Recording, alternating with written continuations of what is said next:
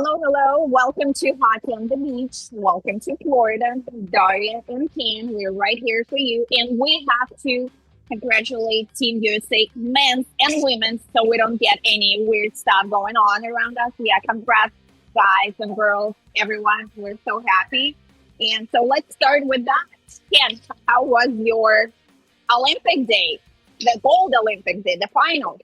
It was fantastic, and the game I think was everything that people had anticipated, minus the fighting, of course. Everybody kind of thought back to the U.S. Canada Four Nations Cup games where there was a lot of fighting, a lot of physical stuff in there. We didn't see a lot of that in the gold medal game. Of course, the big reason is it's not allowed. If you're fighting, you're automatically thrown out, and that's the end of it.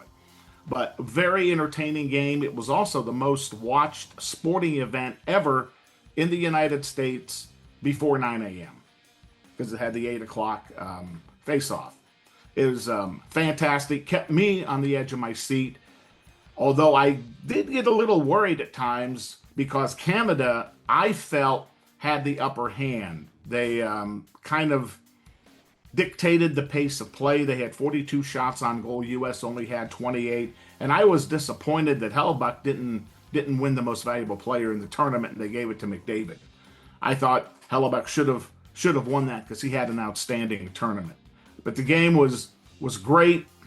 Lots of drama, lots of up and down play, which is what us hockey fans like to see in championship game. Sorry about the noises. I am right now at the hockey rink because we have six youth hockey players. Ken, you have to understand that when I say Ken and Daria, I immediately think Barbie, Ken, and all the stuff going on. So I might say Yes. weird stuff. Don't get offended. I know you won't be. I woke Never. up about good. I woke up about 7:45 a.m. on Sunday. I'm sorry that was horrible, but I felt so good. And I was ready emotionally and physically because I also exercise. A lot of people thought that Canada is gonna make it. It's gonna make it to the goal. But because I'm doing for my other sports job, I'm doing a lot of game previews. When you look at the details, it really showed that as a team, USA had a lots of advantage. I know that you probably paid attention to the game. In the last three games for the Canadians, those Cooper, he kind of showed that he relies only on three players. It's David, Pellegrini, and McKinnon. Because they were playing every other shift. So I don't think that's a really good situation when it comes to such important games because you really show that, yeah, I have those three players, they're going to get us through. What about the rest of the team? Maybe they were not Exactly. making, maybe they were not showing up, but because they didn't have as much ice time, also, it's still teamwork. And that's what USA showed teamwork. And when we paid attention to defense, USA hmm was better. So basically, Canada had only one advantage power play. But in the championship game, no teams connected on a power play. They were both, I forget, 0 for 2 or 0 for 3 on the power play. So that was nullified in the gold medal game. But you were just talking about Cooper kind of maybe relying on just a few core players. You build a roster of 25 that you take to the Olympics, and they're there for a reason. They are there because you thought that they're key players and will step up for you in competition in important moments. And as a coach, maybe for you not to have trust and confidence in those players in a big spot, that says something maybe about your selections for the Olympic team. I know Breeze Boy was the general manager, so him and Cooper kind of tag team the selections, for the Canadian team. But you can't play those guys 25, 30 minutes, in a championship game like that, especially when you've been riding them the way you have in the other games in the tournament. Because they didn't have they had some tough games down the stretch. It was not even a given they were going to make the gold medal game. Their semifinal game went into overtime, and then they finally won it. But another thing to your point, you talked about defensemen and the defensive player of the U.S. And it's always those guys you don't think of that come up big and make those big plays in big spots. Same thing happens in the Stanley Cup playoffs. A guy that maybe was third on the depth chart line all of a sudden will come up big in a big spot, and he'll have a great game or a couple of great games and a great series, and then he's someone that the team can feed off of for energy as they make their championship run. But I was thinking, watching the game, I wonder how many people put money on Matt Boldy to have the first goal for the U.S. in a championship game. You talk about guys that you would have never thought of that maybe would come up in a big spot. Matt Boldy's a perfect example. Yeah, grown American boy. So right. You and I know about internal in-state competition, right? At the end of the day, the Florida Panthers won because they got all the podiums. They have 1 gold, Matthew Tkachuk, obviously. They have 3 silvers, Reinhardt, Marchand, and Bennett. And they have 3 bronze medals, which is Lundell, Mikola, and Risserin. And Tampa Bay only has 2 because when initial Olympic talk started, everyone was like, ooh, Tampa's going to send like 11 players to the Olympics. But it's all about the results. So as a result, Florida Panthers, success. Tampa Bay Lightning, something to consider. We have 0 Finnish players, and obviously they got 3 bronze medals for the Florida Panthers. Yeah, well, look at Victor Hedman, defenseman for Team Sweden. He had a couple of assists in the tournament, but they were early on in the tournament. And I mean, if you're asking me, he'd be a non-factor. Pontus Holmberg was also on the Swedish team. I think he had a goal. Maybe he finished with 2. I couldn't find a statistical breakdown for all the players team by team as far as their goals and assists go. But Holmberg's another one that has played very well for Tampa, but yet you put him into a lineup with a lot of folks that he hasn't played with, and the chemistry is just not there. A lot of guys on the U.S. and Canada team, they have played together before. They played in the Four Nations Cup, so they had a little bit of chemistry to start with. But to take basically a brand new team, maybe like Sweden or Slovakia, Czechia, guys that have, not played together in a couple of years, it's hard to develop that magic and that chemistry in such a short tournament to propel you to a win. Unfortunately, had some issues internally between the coaches and the players. Yes. They will get better because they're awesome guy coach. I don't even know why he left before he's going to be back finally. So we are expecting Sweden to get better on the international stage. So NHL hockey is back. Nikita Kucherov is awesome. Of course, he's well rested. He's hungry. He already has 95 points as we speak. The Tampa Bay Lightning have 2 games, defeated the Maple Leafs, right? It was a weird game, yes, 4-2. Yes. But then they went to the Carolina Hurricanes home and they lost 4-5.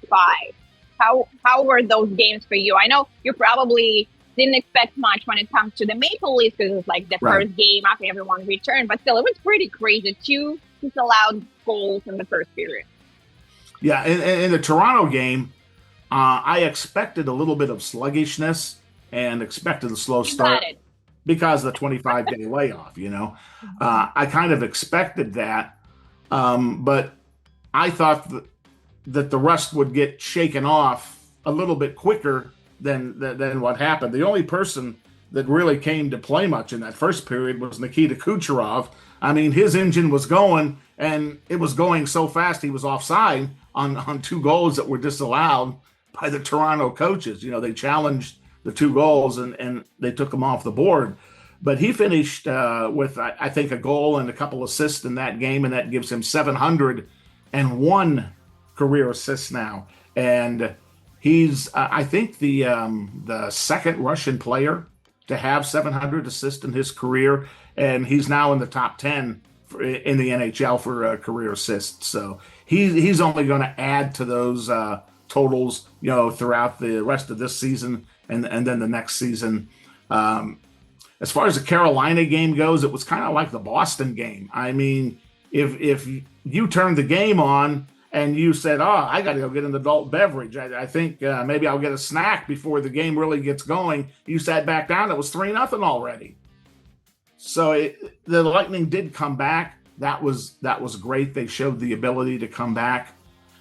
I think the back-to-backs right after the 25-day layoff and playing Johansson instead of Vazzy hurt them a little bit and kind of caught up with them in that game. Now, Carolina's a good team. They're the right up there with the Lightning for top spot, the Eastern Conference.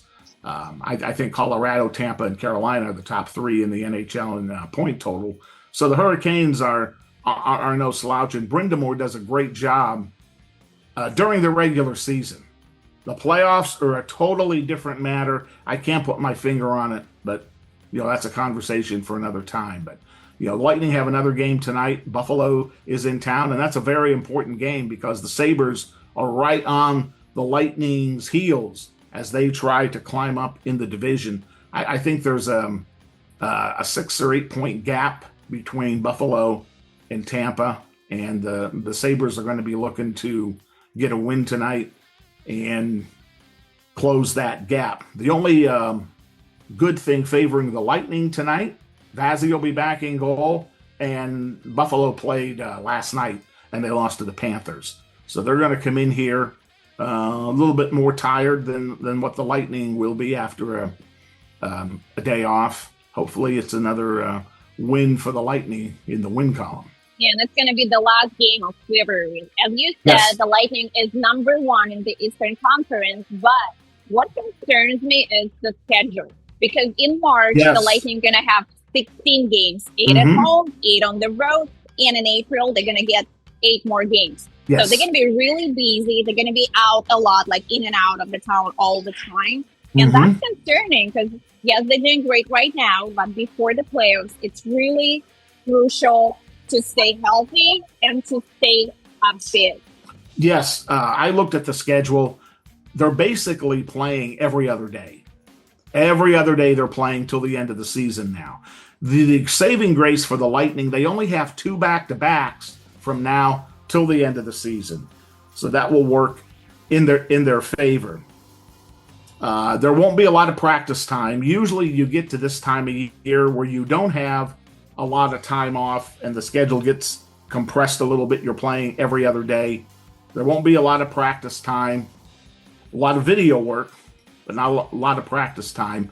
I look for Vazzy to probably take a few more games off down the stretch as the Lightning can win some games and build the lead in the division over the second and third place teams. Cooper will probably rest him more. We'll go with Johansson. The other thing I think that will come into the Lightning's favor as they go down the stretch, they had a lot of guys that were injured, as you know, early in the season, and they don't have all that wear and tear on their body and on their legs that some of the other team members have. Braden Point, Victor Hedman, Nick Paul, those guys all miss substantial amounts of time, and they're integral parts of the Lightning team, and we need them to be healthy and at their best coming down the stretch and into the playoffs. And I'm hoping that layoff they had earlier in the season, recouping from their injuries, the Lightning will see the benefit of that, as we go down the stretch run.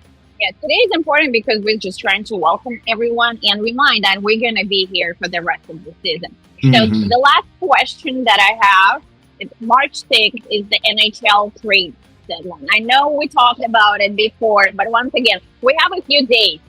Do you think we should get anyone? Lightning probably can use some, minor little help with the skilled offensive forward or maybe skilled. Well, I can't say defense because defense guys really stepped up. They're doing great. The only trades that I would see the Lightning possibly making, another right-handed defenseman, although the defense has played pretty good. This time of year, when you're coming down the stretch, I just hate to add folks into the mix because they're playing so well. They have that chemistry, and now you're bringing in, another 1 or 2 guys to try to you know, get into that rotation. So I'm a little concerned about that. Steven Stamkos. I know there's a lot of media buzz that says, oh, he's available. At the same time, Steven said that he's committed to the Nashville right now, and he wants to try his best with the team till the rest of the season. But once again, we have like 5-6 days before all decisions are final.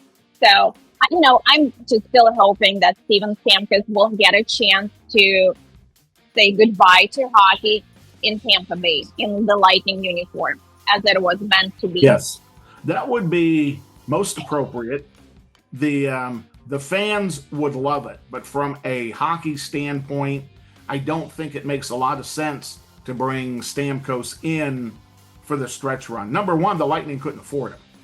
He's got a big contract, and the Lightning. Oh, really... you man, start with the budget. Yes. Yeah, you have to talk about dreams, and you talk about money, man. Well, that unfortunately that comes into play. Unfortunately, that's the overriding factor with a lot of these players and a lot of these deals that are on the table for the Lightning. They just cannot, from a mathematical standpoint and a cap standpoint, get that player in unless, Julian Breezeball has some crystal ball he can say and make Nikita Kucherov restructure his contract, Braden Point restructure his contract, Vazzy restructure his contract. But then you're hurting yourself 5-10 years down the road because your cap is still going to be high because you're paying that money out. So I don't look for a big deal.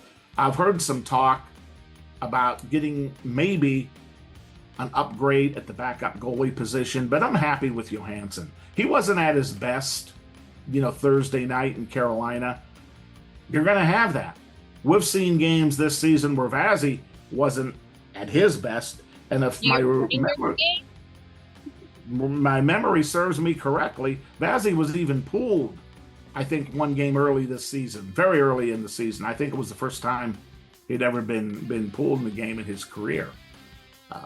So I wouldn't expect much.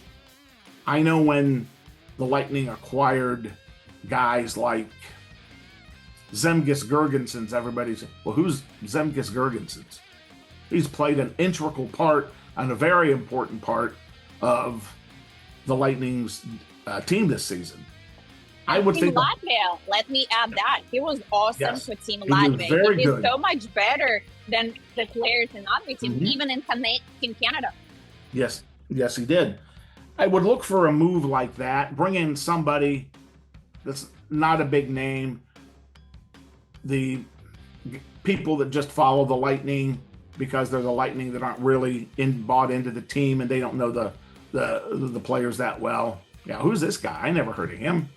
But you're going to find out that those players, a lot of times, are the guys that really are going to do the dirty work and do the things that you need to do to win a championship.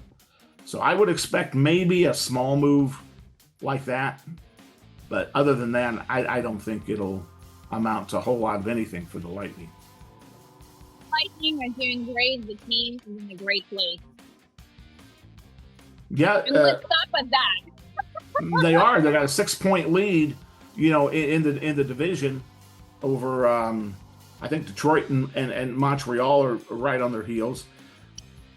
This is the time of year you just have to string wins together. You talk about getting points in every game, getting a point or two. This is the time of year you have to do that. I think these next 6 weeks probably are the most exciting outside of the Stanley Cup playoffs for hockey because you're getting everybody's best effort. If you're a couple of points out of a playoff spot, you're getting a best effort from some team every single night, either to move up in playoff positioning or to get enough points to secure one of those playoff positions. Case in point would be the Columbus Blue Jackets. They fired their coach month in Ohio State. What about Buffalo? But I'm just kidding. Go on with Columbus. Yeah. I'm just using them as an example. They fired their coach. new coach. They won 5 in a row before the Olympic break. Now, they did lose their first game back the other night to Boston. They're like 4 points out of a playoff spot, out of the last wild card spot now. And I think they're a team, if you were a betting person and you wanted to put some cash on a dark horse to make the playoffs, I would put some money on Columbus, because he's got them playing the way they should have been playing all season, but for some reason they weren't. Let's go Balls. You usually say that. Today I'm going to say that. And we see you guys later. Thank you, Ken. Always. Thanks for listening to the Hockey on the Beach podcast.